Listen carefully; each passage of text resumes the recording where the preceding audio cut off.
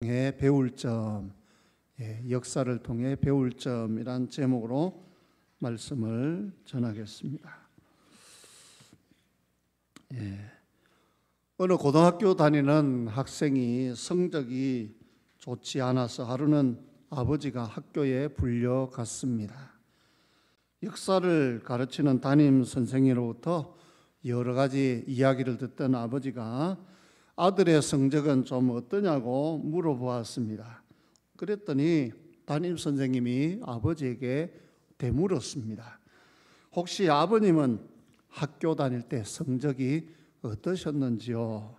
그러자 아버지가 머리를 걸쩍거리면서 저야 형편없었지요. 그렇게 멋쩍게 대답을 했습니다. 그때 담임 선생님이 대답하는 말이 아버님, 역사는 반복되는 것입니다. 무슨 얘기입니까? 그 아들도 성적이 안 좋다 그 말이죠. 그죠? 농담 같은 이 이야기 속에서 우리는 인간의 문제를 생각해 보고자 합니다. 이런 말이 있습니다. 지나간 역사를 기억하지 못하면 똑같이 반복하게 된다. 똑같은 실수를, 잘못을 반복하게 된다. 그런 말이 있습니다. 그래서 유대인들은 600만 명이나 나치치 하에 학살을 당했지만 이 원수를 잊지 않겠다. 그렇게 말하지 않고 역사를 잊지 않겠다. 지난 그 슬픈 역사를 결코 잊지 않겠다 하고 다짐합니다. 그 말은 다시는 그런 일이 반복되지 않도록 하겠다는 것입니다. 그래서 지금 가자 지구 주변에 있는 이스라엘이라고 하는 국가는 살려고 몸부림을 치고 어떻게 보면 세계가 전쟁광이라고 말할 정도로 그렇게 몸부림을 치는 것은 지난 2000년 동안 나라 없는 민족으로서의 슬픔을, 어려움을 겪었기 때문에 다시는 나라 없는 서름을 겪지 않겠다. 그것이 한 맺힌 소원이고, 그래서 지금 그런 몸부림을 치고 있는 것 같습니다. 오늘 읽은 말씀에 보면 과거를 해고하면서 본복이라는 단어를 2번이나 사용하고 있습니다. 6절 말씀해 보면 이러한 일은 우리의 본보기가 되어 우리로 하여금 그들이 악을 즐겨한 것 같이 즐겨하는 자가 되지 않게 하려 함이니. 이스라엘의 역사, 광야 40년의 역사, 성경에 나오는 이스라엘 백성의 역사가 우리에게 본보기가 된대요. 저렇게 하면 안 되겠구나, 큰일 나겠구나 하는 것을 우리에게 보여줍니다. 또 11절에도 보면 그들에게 일어난 이런 일은 본보기가 되고 또한 말세를 만난 우리를 깨우치기 위하여 기록되었느니라. 본보기가 된다. 우리가 거울을 삼아야 된다. 교훈을 삼아야 된다. 그런 말씀입니다. 실패의 역사가 주는 교훈도 있고 성공의 역사가 주는 교훈도 있습니다. 잘못한 것은 보고 나는 저렇게 하면 안 되겠구나 하는 것을 배워야 되고, 잘한 것은 보고 나도 저렇게 해야 되겠구나 하는 것을 배워야 돼요. 우리가 성경 말씀을 읽을 때에, 들을 때에, 또 설교 말씀을 들을 때에 그런 교훈이 우리에게 있어야 합니다. 그래서 야고보서 1장 23절부터 보면 이런 말씀이 있어요. 누구든지 말씀을 듣고 행하지 아니하면 그는 거울로 자기의 생긴 얼굴을 보는 사람과 같아서 제 자신을 보고 가서 그 모습이 어떠했는지를 곧 잊어버리거니와. 25절 자유롭게 하는 온전한 율법을 들여다보고 있는 자는 듣고 잊어버리는 자가 아니요 실천하는 자니 이 사람은 그 행하는 일에 복을 받으리라. 아멘. 우리가 세수를 하고 얼굴을 수건으로 닦고 얼굴을 볼 때에 어때요? 얼굴이 깨끗하게 잘 씻어졌는지 확인을 하죠. 또 우리 여자 성도들 오늘 교회 오실 때 눈썹 화장하신 분들, 왼쪽 눈썹 그린 거하고 오른쪽 눈썹 그린 게 짝이 맞는지 거울을 보면서 다 확인을 하고 오셨을 거예요. 그냥 아무렇게나 그리고 온 분은 한 분도 없을 겁니다. 그렇죠? 거울을 봤으면 잘못됐구나 하면 고쳐야 돼. 그죠? 근데 거울을 봤는데 곧 잊어버린다. 참 우스운 얘기죠. 씻어야지, 닦아야지 하고 금방 잊어버리면 얼굴에 부끄러운 모습 그대로 돌아다녀야 됩니다. 우리가 하나님 말씀을 읽고 깨달으면 그 말씀대로 행해야 된다. 그 말입니다. 들을 때는 은혜를 받고 깨달았는데 곧 잊어버리면 마치 거울을 보고 자기의 얼굴에 뭐가 묻었는지 알았는데 금방 잊어버리는 그런 사람이나 마찬가지다. 그런 말씀입니다. 하나님께서는 우리에게 많은 복을 주셨어요. 또 우리에게 또 놀라운 특권을 약속하셨습니다. 하나님의 백성이고 하나님의 자녀라면 하나님이 주시는 놀라운 복을 마땅히 누려야 하는데 그 축복이 이어져 가야 하는데 오늘 읽은 말씀에 보면 안타깝게도 하나님이 주신 놀라운 특권과 그 축복을 잃어버린 사람들의 이야기가 나옵니다. 우리가 오늘 본문 말씀을 통해 또 이스라엘의 역사를 통해 무엇을 배울 수가 있겠습니까? 몇 가지로 우리가 생각해 보겠는데 첫 번째로는 하나님이 자기 백성에게 특별한 은혜를 부어 주신다는 것입니다. 첫째로 하나님이 자기 백성에게 특별한 은혜를 부어 주신다. 하나님이 아무에게나 은혜를 부어 주시는 건 아니에요. 하나님의 특별한 은혜는 자기 백성에게, 자기 자녀에게 부어 주십니다. 하나님의 자녀가 되었습니까? 하나님의 백성이 되었습니까? 그렇다면 하나님이 우리 한 사람 한 사람에게 부어 주시는 특별한 은혜가 있습니다.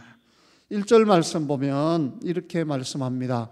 형제들아, 나는 너희가 알지 못하기를 원하지 아니하노니. 이 말은 무슨 뜻이에요? 너희가 꼭 알아야 된다. 그 말이죠. 우리 조상들이 다 구름 아래에 있고 바다 가운데로 지나며 그랬어요. 여기 구름 아래에 있고 라는 말이 무슨 뜻이죠? 또 바다 가운데로 지냈다는 말이 무슨 뜻이죠? 성경 역사를 아는 사람들은 무슨 뜻인지 알 수 있어요. 구름 아래에 있었다는 것은 광야에 길도 없는 곳을 그들이 행할 때에 하나님께서 구름 기둥으로 그들의 길을 인도하셨다는 것을 말합니다. 또한 바다 가운데로 지나며 앞에는 홍해 바다가 있고 뒤에는 그들을 잡으려고 오는 애굽의 군대가 출격해 오는데 진퇴양난이죠. 앞으로도 갈 수 없고 뒤로 물러갈 수도 없는 그런 상황에서 하나님께서 홍해 바다를 가르시고 마른 땅으로 건너게 하시는, 바다 가운데 길을 내어서 그들을 지나가게 하신 놀라운 사건이 있었습니다. 하나님의 백성 이스라엘 백성에게 하나님이 베풀어 주신 은혜입니다. 우리가 왜 이것을 알아야 합니까? 그것은 이스라엘 백성에게 베풀어 주셨던 은혜를 오늘 우리에게도 동일하게 베풀어 주시기 때문입니다. 어떻게요? 구름 기둥으로 이스라엘 백성을 인도하신 하나님께서는 오늘도 말씀으로 또 성령으로 우리를 인도해 주십니다.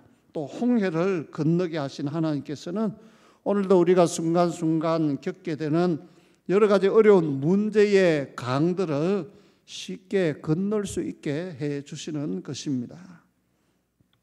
또한 2절 말씀을 보면 모세에게 속하여 다 구름과 바다에서 세례를 받고 그랬어요. 이스라엘 백성들이 구름과 바다에서 세례를 받았대요. 여러분, 세례는 누구에게 줍니까? 하나님의 백성, 하나님의 자녀에게 그 표로서 주는 것이 세례입니다. 그들이 구름 기둥의 인도를 받고 또 홍해 바다를 기적같이 육지같이 건너게 되었다는, 하나님의 특별한 은혜를 입었다는 것은 그들이 하나님의 백성이 되었다는 거예요. 하나님의 자녀들이 되었다는 거예요. 그래서 그것을 가리켜서 뭐라고 말했느냐? 세례를 받았다라고 말합니다. 오늘 우리도 역시 예수님을 믿음으로 구원받고 또 세례를 받았습니다. 교회에서 많은 성도들이 지켜보는 가운데서 세례 서약을 하고 또 담임 목사가 성부, 성자, 성령 하나님의 이름으로 세례를 주었습니다. 이 말씀은 400년 동안 애굽에서 종살이하던 이스라엘 백성들을 모세를 통해 하나님의 백성으로 불러주신 사건을 의미합니다. 그런 은혜를 우리에게도 베풀어 주셨는데 마귀의 종노릇하든 죄의 종노릇하든 세상에 속해 있던 우리를 예수님의 십자가를 통해서 하나님의 자녀로 삼아 주셨다는 것입니다. 3절 4절 말씀을 제가 또 읽어드립니다. 다 같은 신령한 음식을 먹으며, 뭘 먹었다는 거예요? 신령한 음식, 하늘에서 내려온 양식, 만나를 가리킵니다. 매일매일 농사를 짓지 않고 살아가는 광야에 사는 그들에게 하나님이 만나라고 하는 하늘의 양식, 신령한 음식을 매일 내려주셔서 먹었습니다. 매일매일 하나님의 은혜로 살았습니다. 4절에 보면 다 같은 신령한 음료를 마셨으니, 물을 마셔야 살아갈 수 있잖아요. 근데 광야에 물이 없을 때는 하나님이 신령한 음료를 마시게 했어요. 이는 그들을 따르는 신령한 반석으로부터 마셨음에, 바위에서 물이 나서 안반수를 마셨어요. 하나님이 기적 같은 역사로 그들의 목마름을 해결해 주셨어요. 그런데 여기에 고린도전서에서는 해석을 하기를 그 반석은 곧 누구라고요? 그리스도시라. 예수님이다. 예수님이 우리의 목마름을, 갈증을 해결하실 수 있는 분이다. 목말라 할 때에 오늘도 생수의 근원 대신 예수님으로 우리가 만족할 수 있다 하는 것을 말씀해 주고 있는 것입니다. 실제로 육신의 목이 말랐을 때에 반석에서, 바위에서 물이 나서 마시게 하신 것처럼 오늘날 목마른 우리의 심령을 생수의 근원이신 예수님으로 만족케 하시고 또 날마다 신령한 말씀인 하나님의 말씀으로 우리에게 먹여주십니다. 하나님께서는 지금도 광야 같은 세상에 살아가는 우리 성도들을 지켜주시고 보호하시고 인도해 주십니다. 또한 필요한 것들을 채워주십니다. 또한 영적으로도 하나님의 말씀을 통해 또 예수 그리스도를 통해 우리에게 참된 만족을 주시고 또 하늘의 양식으로 먹여주십니다. 날마다 오늘 우리도 하나님의 특별한 보호하심과 은혜 가운데 살아가고 있음을 확신하시고 또 감사함으로 살아가는 우리 성도들 되기를 바랍니다. 두 번째로는 우리가 오늘 이스라엘의 역사를 통해 배울 것은 하나님께서 싫어하시는 죄가 있다는 것입니다. 하나님은 죄를 멀리하고 죄를 싫어하십니다. 또 죄 지은 자를 벌하십니다. 징계하십니다. 5절에 보면 뭐라고 하십니까? 그러나 하면 뭔가 좀 안 좋은 내용이 나오는 거죠. 그죠? 앞에 하고 반대되는 내용이에요. 그들의 다수를 하나님이 기뻐하지 아니하셨으므로 그들이 광야에서 멸망을 받았느니라. 광야에서 멸망을 받았느니라. 출애굽기, 민수기를 보면 이스라엘 백성들이 애굽에서 노예 생활을 하다가 그들이 모세의 인도로 탈출을 했는데 그것을 출애굽이라고 하죠. 출애굽. 애굽에서 나왔다 그 말이죠. 출애굽을 했는데 그때 나온 사람 중에 나중에 40년 후에 가나안 땅에 여호수아의 인도를 통해서 가나안 땅에 들어갈 때는, 가나안 땅에 들어간 사람은 처음에 나올 때에 20세 이상이었던 사람은, 그러면 40년 후면 몇 살이죠? 60살. 가나안 땅에 들어갈 때에 60살 이상 된 사람은 여호수아, 갈렙 이 두 사람 외에는 다 광야에서 죽었대요. 그 외에는 여호수아 갈렙 외에는 모두가 다 60세 이하의 사람으로서 광야에서 태어난 세대이고 또 광야에 나올 때에 20세 이하였던 사람들만 가나안 땅에 들어갔대요. 그 말은 무슨 뜻입니까?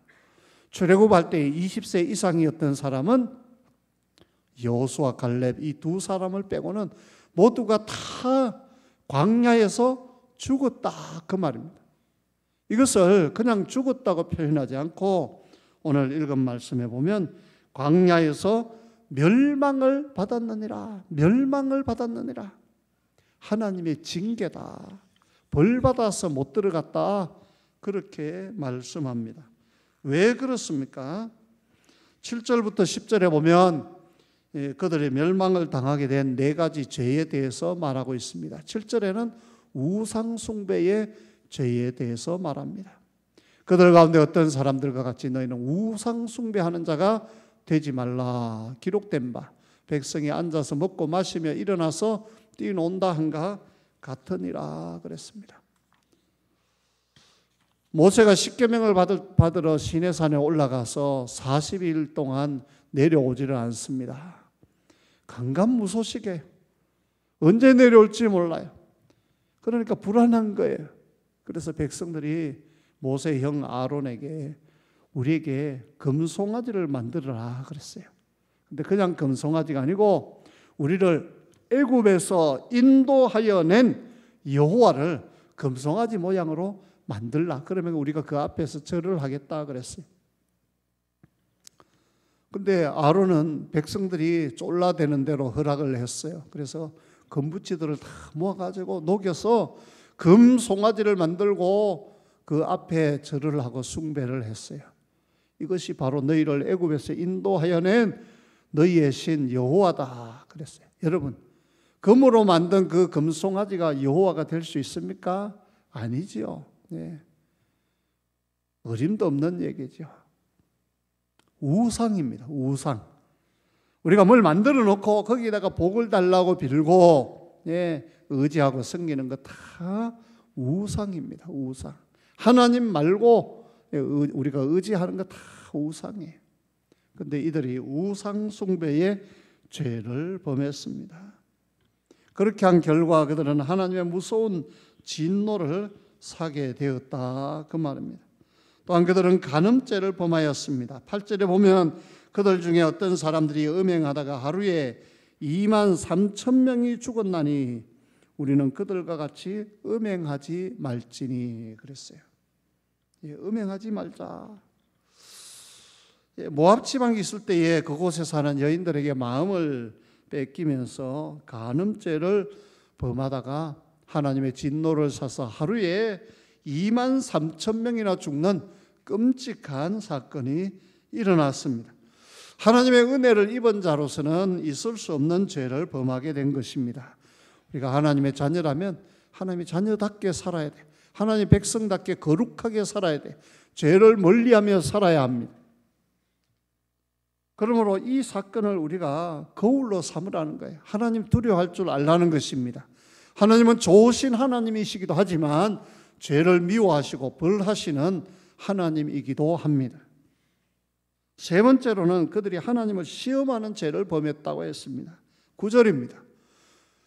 그들 가운데 어떤 사람들이 주를 시험하다가, 즉 하나님을 시험하다가 뱀에게 멸망하였나니 우리는 그들과 같이 시험하지 말자 그랬어요. 어떤 사건입니까? 민수기 25장 5절에 보면 이런 말씀이 있어요.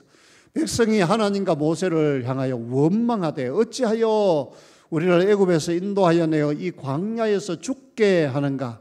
이곳에는 먹을 것도 없고 물도 없도다. 우리 마음이 이 하찮은 음식을 싫어하노라 하며 그랬어요. 여러분, 이스라엘 백성이 광야에서 굶어 죽었습니까? 아니에요. 하나님이 매일매일 만나라고 하는 하늘의 양식을 내려줬어요. 그런데 이들은 굶어 죽겠다고 불평하고 원망합니다. 사실이 아닌데. 그리고 하나님이 주신 만나를 가리켜서 하찮은 음식이라고 말하고 있습니다. 여러분이 하나님 입장이라면 얼마나 불쾌하고 기분이 나쁘겠습니까? 아니 저놈들이 뭐라고? 이렇게 반응할 수밖에 없겠죠. 마실 물이 없도다. 일시적으로 길을 가다 보면 물이 없는 것도 있을 수 있어요. 그죠? 지금까지 잘 지내다가 잠시 물이 없는 것을 만났는데 그것 때문에 불평하고 원망하고 하나님을 시험하는 것입니다. 차라리 우리가 애굽으로 돌아가자 이런 말까지 나오는 것입니다. 광야에서 하나님이 인도하시고 책임져 주시고 공급해 주시는 은혜를 날마다 경험하면서도 감사하는 신앙을 배우기보다 조금 불편하다고 조금 어려움이 찾아왔다고 해서 하나님을 향해서 원망하고 불평하고 하나님을 시험하는 그들을 향해 하나님이 어떻게 하셨어요? 불뱀을 보내셨습니다. 그리고 원망하는 자마다 다 하나님이 그들을 물게 하셨습니다. 불뱀에 물린 자들이 그 뱀의 독으로 말미암아 고통하게 되었습니다. 그때 하나님이 모세의 기도를 들으셨죠. 모세가 하나님께 기도합니다. 하나님, 그래도 이들을 불쌍히 여겨주세요. 용서해 주세요. 모세가 간절히 기도하자 하나님이 해결책을 하나 주십니다. 노스로, 구리로 뱀을 만들어서 장대 끝에 높이 들라.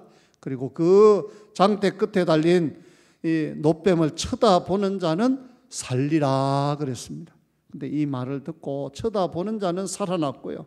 쳐다보지 않은 자들, 장대 끝에 달린 노뱀을 쳐다본다고 이 병이 나? 웃기는 소리 하지 마라, 헛소리 하지 말라 했던 사람들은 다 그 뱀에게 물려서 죽고 말았습니다. 여러분, 오늘 우리도 하나님의 은혜로 살아갑니다. 모든 것이 하나님의 은혜예요. 감사로 살아가야 돼. 그런데 조금 불편하다고, 조금 어려움이 찾아온다고 원망하고 불평하고 하나님을 향해서 욕하고 하나님을 향해 불신앙을 내어놓고 그런 모습을 볼 때 하나님의 마음이 얼마나 아프겠습니까? 우리가 참 조심해야 될 부분이에요. 하나님을 시험해서는 안 됩니다. 특별히 하나님을 원망하는 죄를 범하지는 말아야 합니다. 10절에 보면 그들 가운데 어떤 사람들이 원망하다가 멸망시키는 자에게 멸망하였나니 너희는 그들과 같이 원망하지 말라 그랬습니다. 여러분, 어떤 어려움이 있어도 하나님을 원망하지 마시기를 바랍니다. 고난 가운데도 고통 중에도 하나님의 뜻이 있고 하나님의 계획이 있겠다 그렇게 믿고 끝까지 하나님 바라보시면 좋은 날이 올 줄로 믿습니다. 민수기 14장에 보면 이스라엘 백성이 약속의 땅 가나안에 거의 도착해서 12명의 정탐꾼을 보냅니다. 그런데 그 중에 10명은 부정적인 보고를 합니다. 우리는 이제 다 죽었다. 거기 사는 사람들은 덩치도 어마어마하게 크고 그 성읍들은 너무도 크고 견고해서 우리가 결코 이길 수 없다. 이 말을 들은 백성들은 모두가 낙심하고 하나님을 원망하게 됩니다. 애굽으로 다시 돌아가자고 선동합니다. 하나님의 인도하심을 무색하게 만듭니다. 그로 말미암아 하나님이 진노하셔서 그들이 정탐한 40일 동안 그 땅을 정탐했는데 하루를 1년으로 바꾸어서 40년 동안 광야에서 유리방황하도록 하셨습니다. 그리고 광야에서 다 죽게 하셨습니다. 너희 중에 한 사람도, 원망했던 사람들은 너희 중에 한 사람도 가나안 땅을 밟아보지 못하리라. 이 광야에서 다 죽으리라 했어요. 하나님 말씀대로 이루어졌습니다. 원망이 이렇게 무서운 것입니다. 그러므로 우리는 어떤 경우에도 원망해서는 안 됩니다. 하나님의 백성들이 해야 할 일은 원망이 아니라 감사입니다. 어떤 일에도 하나님께 감사하시기 바랍니다. 사실 따지고 보면 한 가지 아쉬운 게 있으면요, 우리가 가지고 있고 감사할 제목은 10가지도 넘어요. 한 가지 아쉬운 것 때문에 10가지 감사할 제목을 다 잊어버리고 불평과 원망 가운데 불행하게 살아가고 그리고 하나님의 진노 가운데 살아가는 그런 어리석은 자가 되지 마시기를 바랍니다.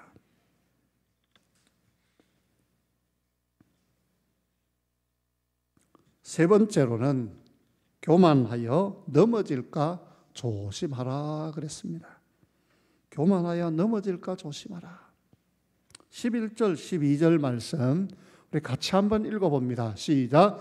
그들에게 일어난 이런 일은 본보기가 되고 또한 말세를 만난 우리를 깨우치기 위하여 기록되었느니라. 12절. 그런즉 선줄로 생각하는 자는 넘어질까 조심하라. 아멘.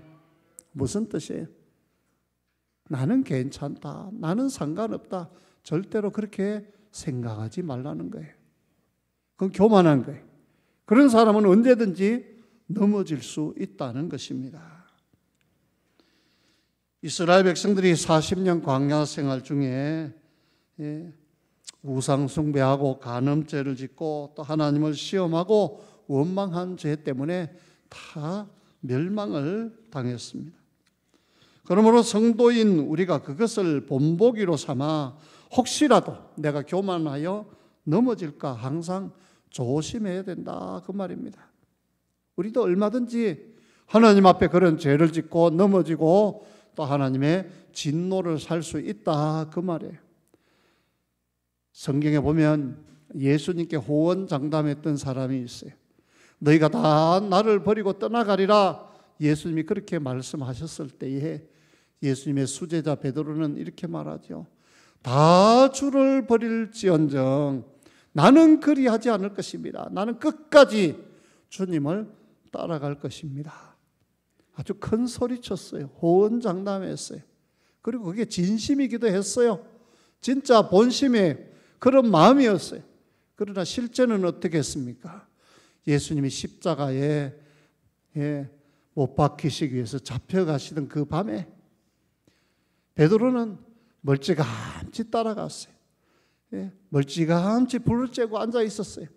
너도 예수와 함께 있었도다, 너도 한패다, 그 말을 들었을 때 베드로는 3번이나 부인하고 심지어는 저주하는 자리까지 떨어지고 말았습니다.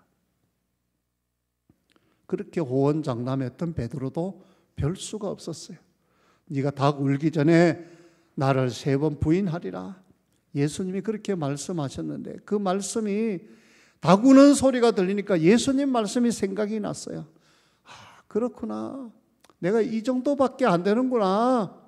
그가 거기서 자신의 연약함을, 예수님을 3번이나 부인했다는 사실을 깨닫는 순간 나가서 통곡했다, 울었더라라고 말합니다.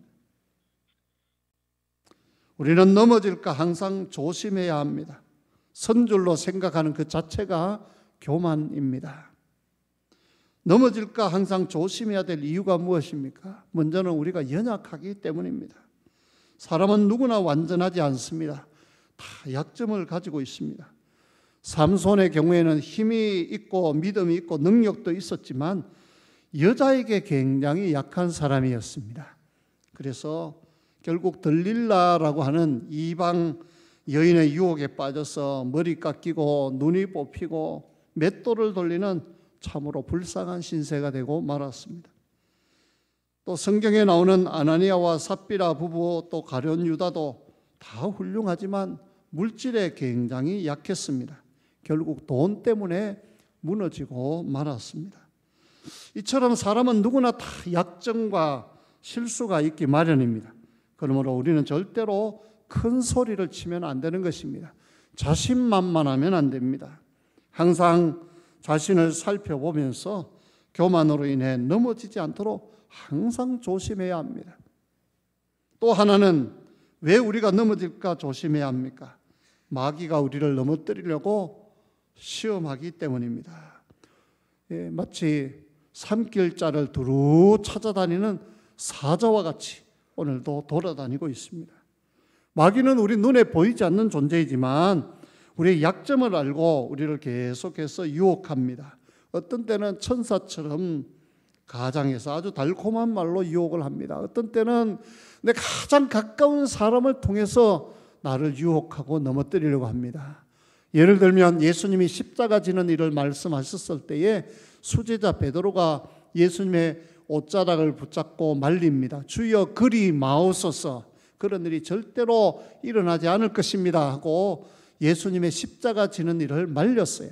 그때에 예수님이 뭐라고 하셨어요? 베드로야, 쓸데없는 소리 하지 마라. 그렇게 하지 않았습니다. 사단아, 너는 나를 넘어지게 하는 자로다 그랬어요.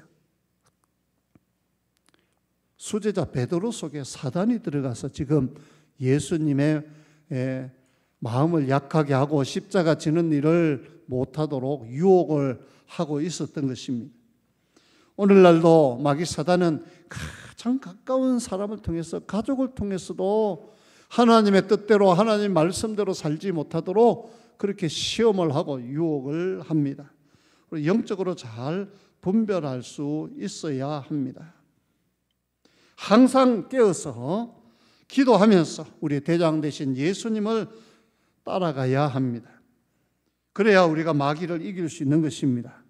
사람들이 시험을 당할 때가 있습니다. 그럴 때일수록 더 예수님을 가까이 해야 합니다. 예수님을 굳게 붙잡아야 합니다. 그렇게 할 때에 하나님이 우리에게 승리를 주시는 것입니다.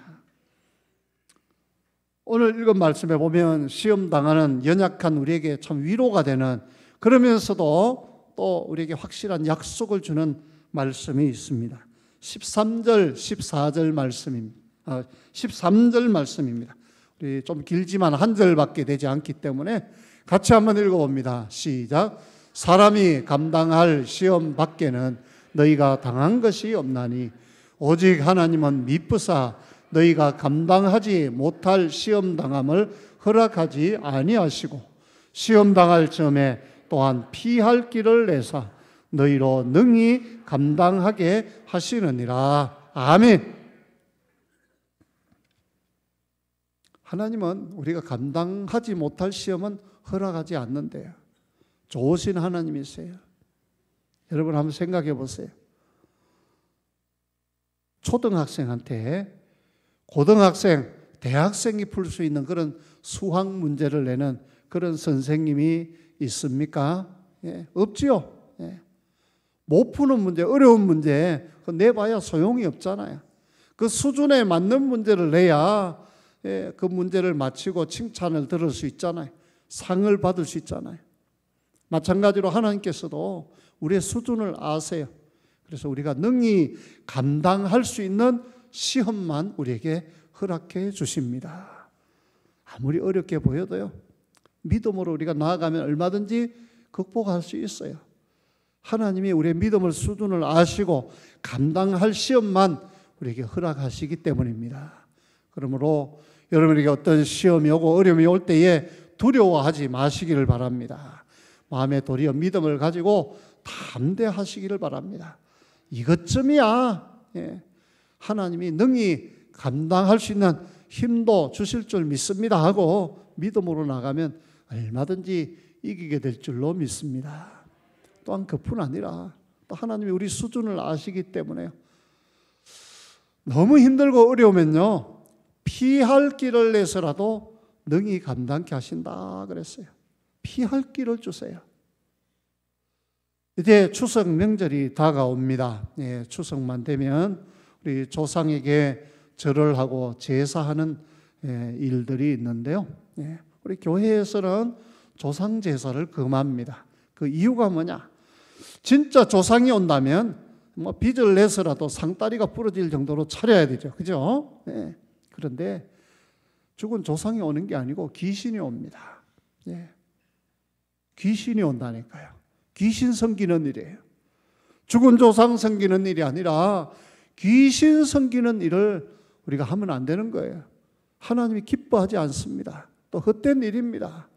실제 차려놔 봐야 밥 한 숟가락, 과일 한쪽 먹고 갈 수가 없어요. 그죠? 실제 다 우리 가족들이 먹는 거예요. 그거 제사 지내고 나서 다 식구들이 먹잖아요. 솔직히. 예.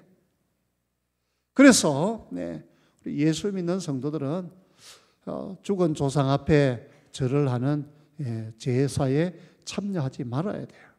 근데 이런 얘기를 들으면 처음 예수 믿고 교회 나온 지 얼마 안 되는 분들은 이런 말을 들으면 지금까지 그렇게 해왔는데 우리 친척들도 우리 집안 어른들도 내가 이번 명절에 가서 절을 안 한다고 하면 야단을 칠 건데 난리가 날 건데 그런 생각이 들 거예요. 그죠? 근데 여러분이 믿음으로 담대하게 하면 하나님이 능히 감당할 수 있도록 해 주실 거예요.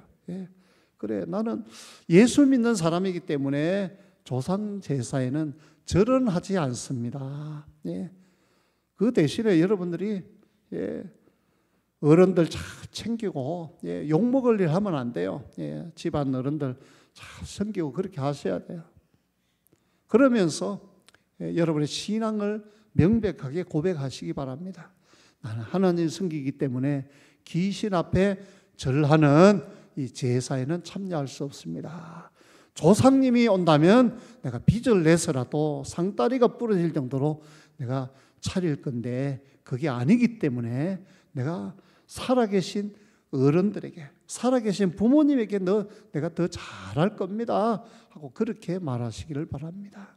또 그렇게 할 때에 좀 우리 집안 어른들 중에 좀 고지식한 분들, 잘 안 통하는 분들 있을 거예요. 그죠?